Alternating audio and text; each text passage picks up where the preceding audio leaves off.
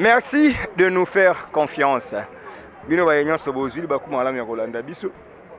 Toza en direct, il y a Palais du Peuple, siège de la démocratie, temple de la démocratie, comme on le dit. Alors, des sièges, il y a Parlement, donc institution Parlement, les deux chambres, et Zara Awawa.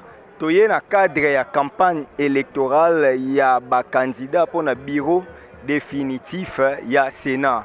Alors, bomoni toye tokozwa ba tendance confondue. Bomoni déjà bandeko ya MLC baza koleka bae ko sala campagne ya candidat na bango Valentin Guérengo Mvene to utaki pe ko sala émission na bato ya ensemble oyo wapi bango pe baza wana na candidat na bango comment on appelle José Ndundu Bononge toza pe awa bato AFDC bazali na candidat président ya Sénat lui c'est comment on appelle Bati Lukwebo modeste donc elongo na bandeko nyonso nde tokoyeba kosala ba interview tozwa ba élément ya bandeko nyonso po to expliquer bino ndenge nini makambo yango ezokende tokusaninga.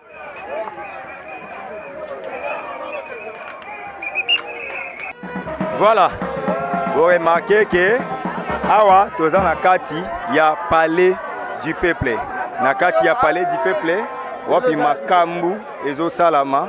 Vous comprendre que bandeko baye awawa ko soutenir honorable sénateur Valentin Guérengo wazali candidat deuxième vice-président ya Sénat.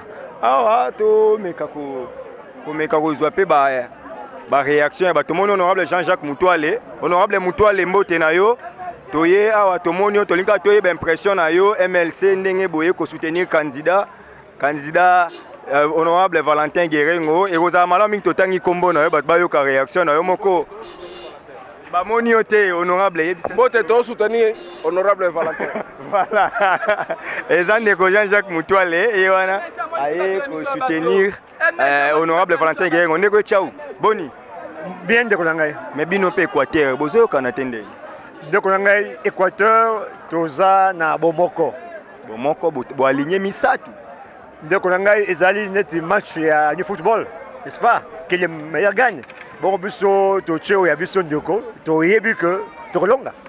Yo za sire que na bitumbo déjà ba chele bino pe gros poisson ya Ndundu.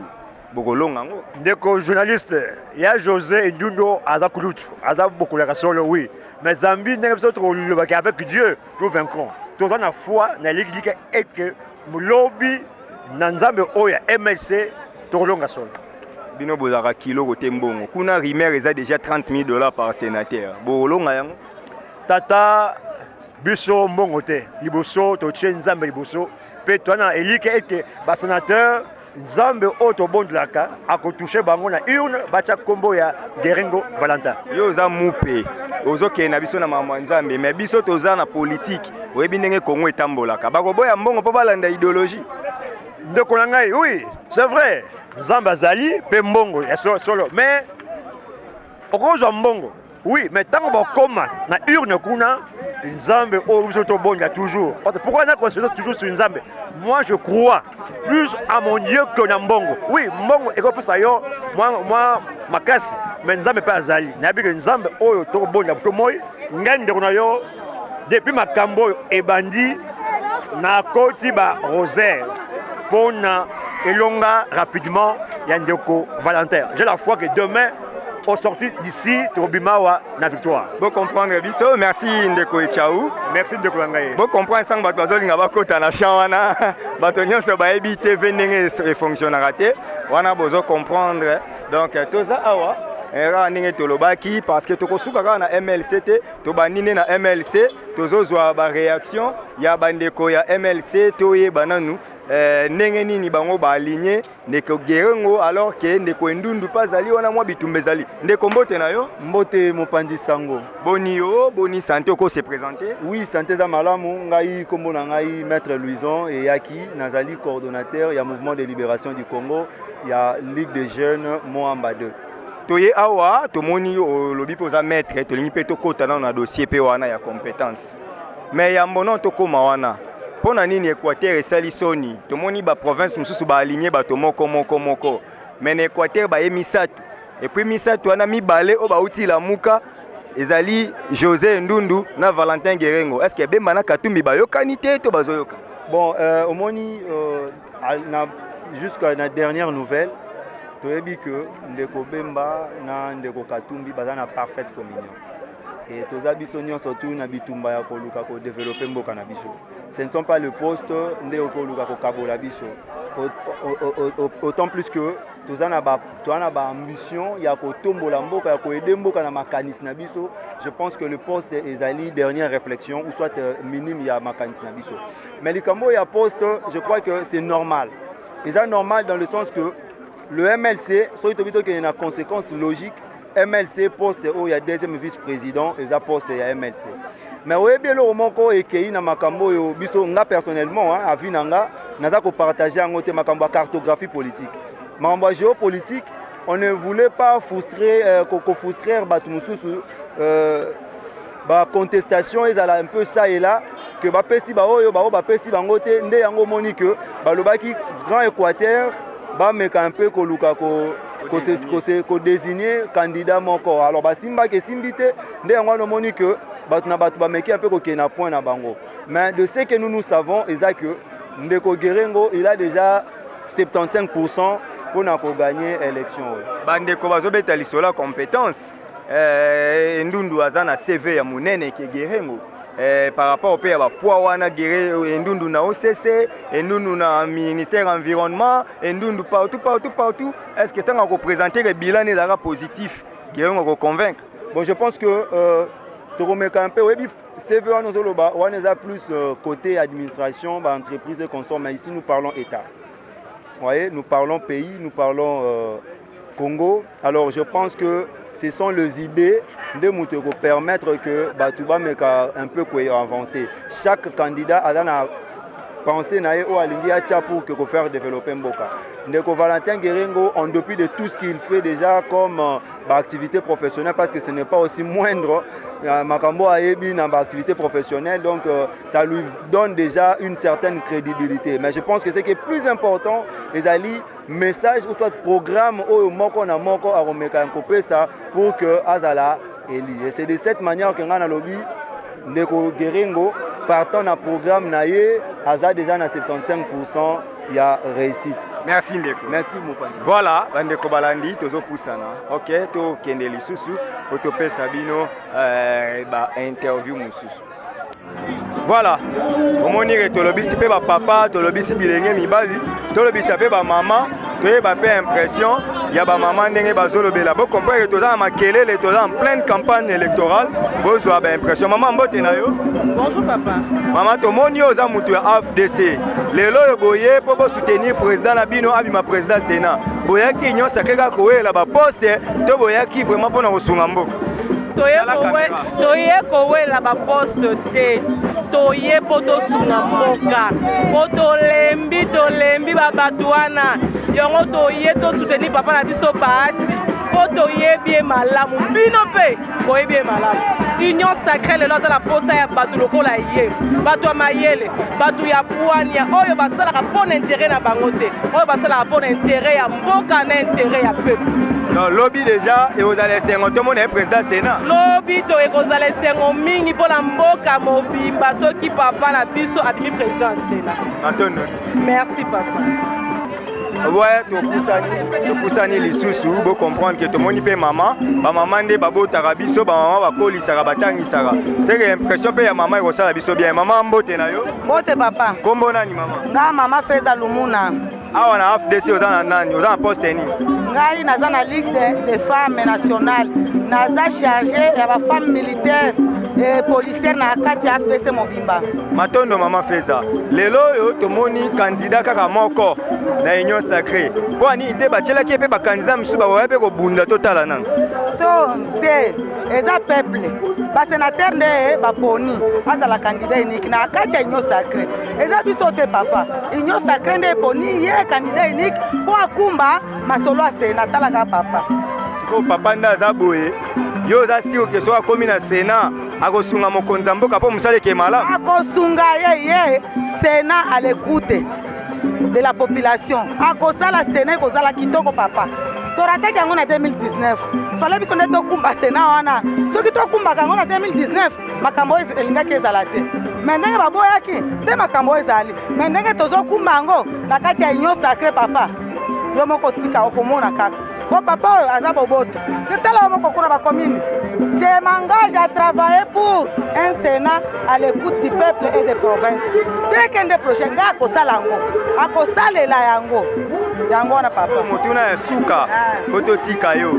Bandeko bakendaka wana, o bazongi. Boyambi bango pe ba soutenir ka papa to bo tika na ba soutenir papa po benga na bango. Ba o bakendaka o bazongi. Ah, je me rappelle jour moko tokende komona papa. Papa lobaki bango nyoso baza bana. Baya totonga Congo. FDC ezala makasi. Po biso FDC, oyebi slogan na biso. Tozaka force du Congo. Baya tokobenga na mutu te. Baya basala musala Congo ekende mboso. Matondo. Merci papa. Merci. Boye awa pour soutenir président. Est-ce que bino soka bo uti pembeni ato bino bo neti yo boye. Yo bo uti wa.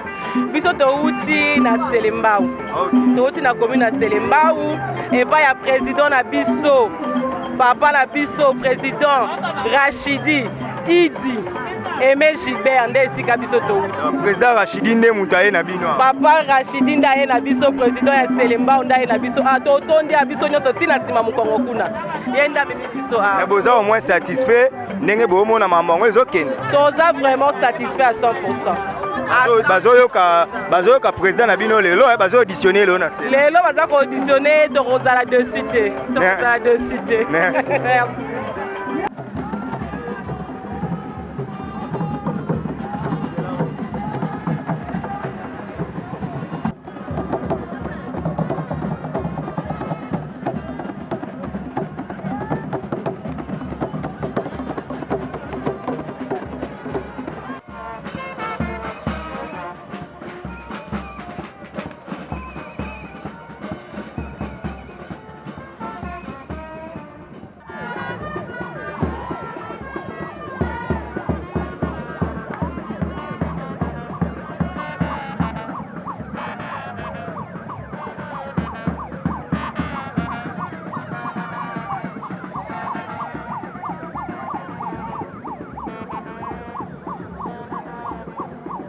Voilà, tomoni ben de kona nzambala munena wa cardinal ya opposition ya baboye baka tango ya meeting ya opposition na 2018 a déclaré na plateau nga ke banda lelo mi cardinal ba tutu ya ba mobilisateur ya Congo ndeko cardinal bonio Bien papa na ngai. Boye lisusu lelo komona na yo na palais du peuple. Boye ko aligner, boye ko soutenir la candidature ya Valentin Gerengo na propagande ya lelo. Mais bozo banga teke liboso na yenkoi ndeko endundu azo peser. Bon, eza pas na question ko ite biso za ba fourmi. Fourmi akota na ba palais nyonso, ata oza palais ya roi fourmi arla liboso. Okoto ngano ndako me fourmi akota.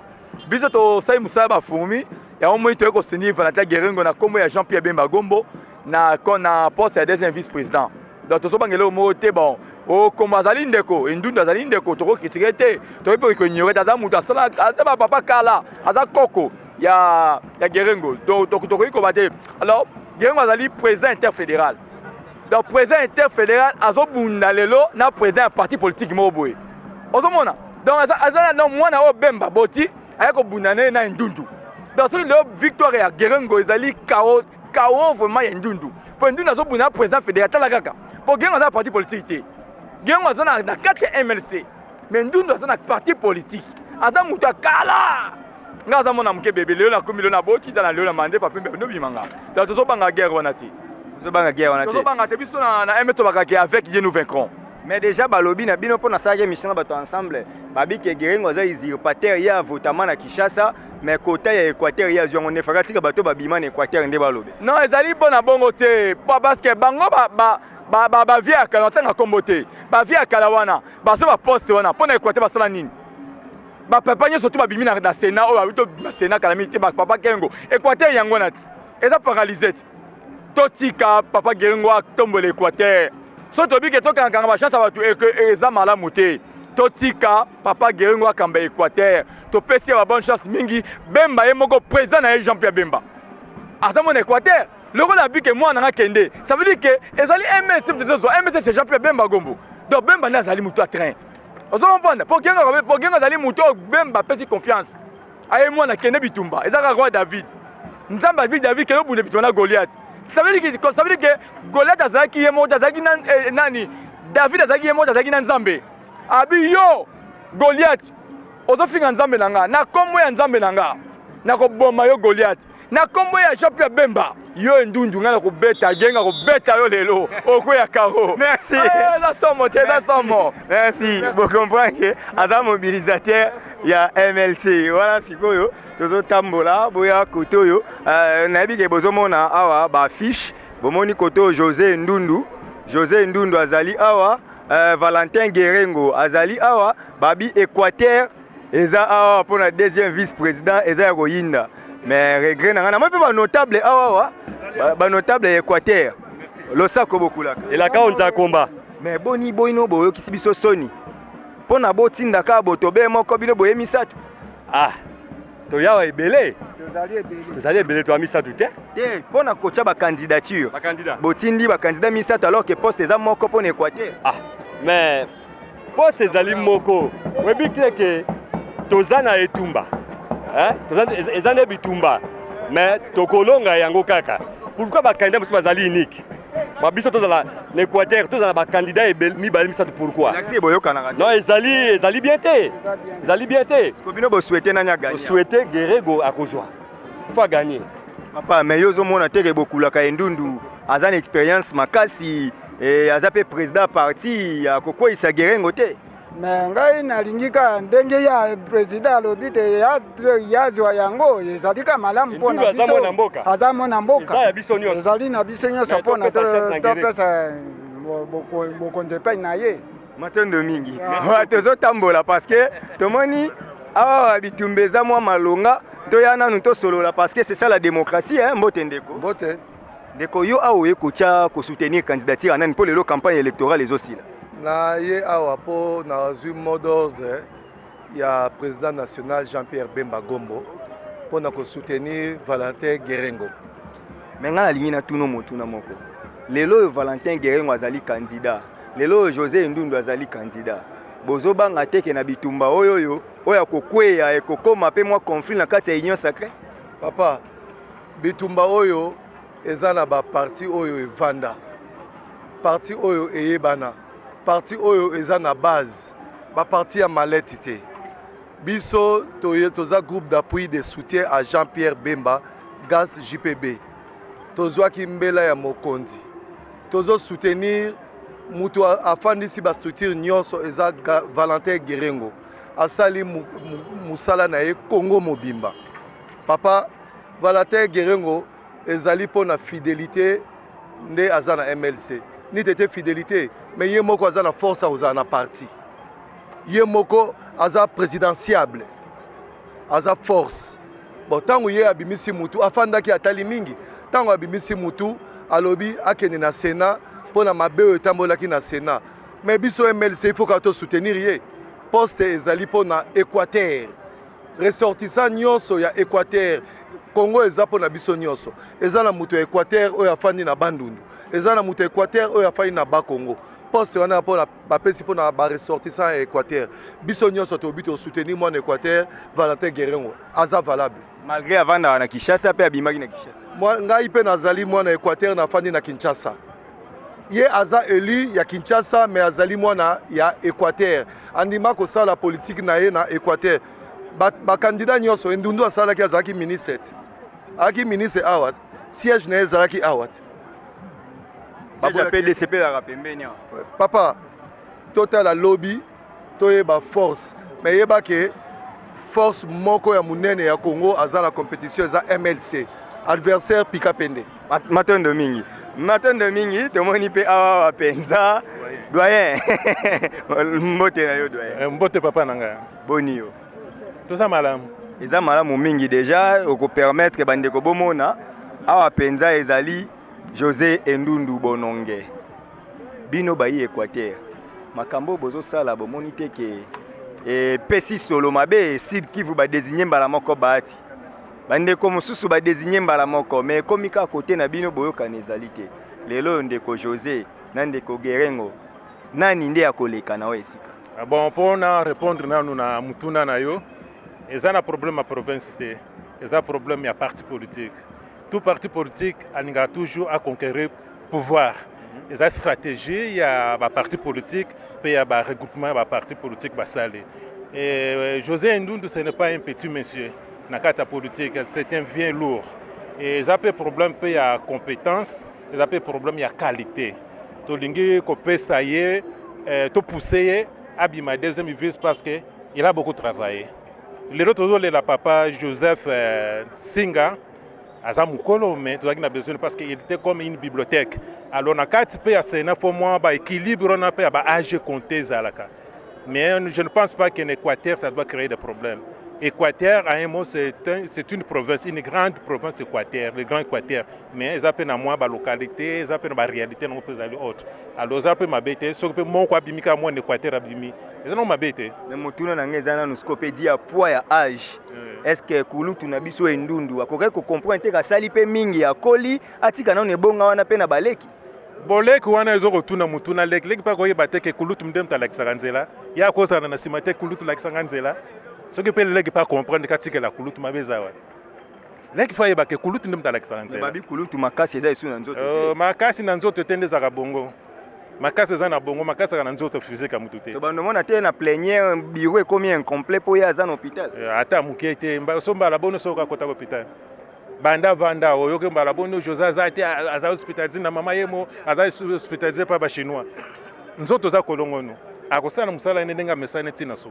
Matondo mingi mena lina funda yo. Na dikamuni na saraki. Yo ozaka juriste. Siko motuna na ngeza boy. Tango bokei union sacrée. Bato bayebaki ke bemba na Katumbi bazolo balila liloba moko. Bandeko kuna basi babengani bino na lamuka. Bandeko banani? Fayulu na Muzito. Yo ebiteke banda lelo yo muto ensemble na bato MLC ndenge bozo we la deuxième vice-président so bosili si boye bakina lamuka basi babengana bino.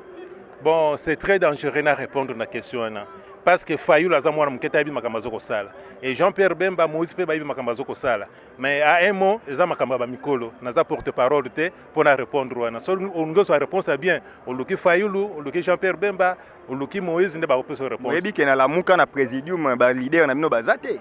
Bon, ça a stratégie, hein, ça va empêcher ce sont des manœuvres politiques. Et là, on peut-être le bas dans le banc. Est-ce que d'une façon officielle, au Yoki que Jean-Pierre Bemba Longwe de Bella, Moïse Longwe, d'une façon officielle, au Yoki, il y a des rumeurs, il y a des stratégies politiques.